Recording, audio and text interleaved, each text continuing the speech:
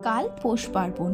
বাঙালির প্রত্যেকটা ঘরে ঘরের মা ঠাকুমা দিদারা কিছু না কিছু পিঠে নিশ্চয়ই করবে। তাই ভাবলাম এই নতুন গুড় দিয়ে রসবড়ার রেসিপিটা আপনাদের সঙ্গে একটু শেয়ার করি। আপনারা তো মোটামুটি সবাই জানেন বিউলির ডাল দিয়েই রসবড়া করে, কিন্তু আপনারা যদি এর মধ্যে একটুখানি নতুন গোবিন্দভোগ চাল দিয়ে দেন তাহলে এর টেস্ট আরও দুগুণ হয়ে যায়। খুবই সাধারণ একটা রেসিপি। প্রথমে একটা বাটিতে বিউলির ডাল আর গোবিন্দভোগ চাল নিয়ে একটুখানি 2-3 ঘন্টা ভিজিয়ে আপনারা একদম স্মুথ ভাবে বেটে নেবেন। এইবার ওই ডাল বাটাটার মধ্যে একটুখানি গোটা মৌরি আর নুন মিশিয়ে একটু ভালো করে ফেটিয়ে নেবেন। এইবার একটা পাত্রে জল দিয়ে তার ভেতরে গোটা এলাচ দিয়ে একটু ফুটলে নলেন গুড় দিয়ে ভালো করে ফুটিয়ে একটা গুড়ের রস বানিয়ে নিতে হবে। এইবার কড়াইতে সাদা তেল আর ঘি মিশিয়ে গরম করে সেই যে ডালের যে ব্যাটারটা আমরা করেছিলাম সেটার থেকে ছোট ছোট করে বড়ার আকারে গুড়ে একদম গরম গরমই আপনার রসের মধ্যে ফেলে রাখুন কিছুক্ষণ। তারপরে অসাধারণ স্বাদের রসবড়া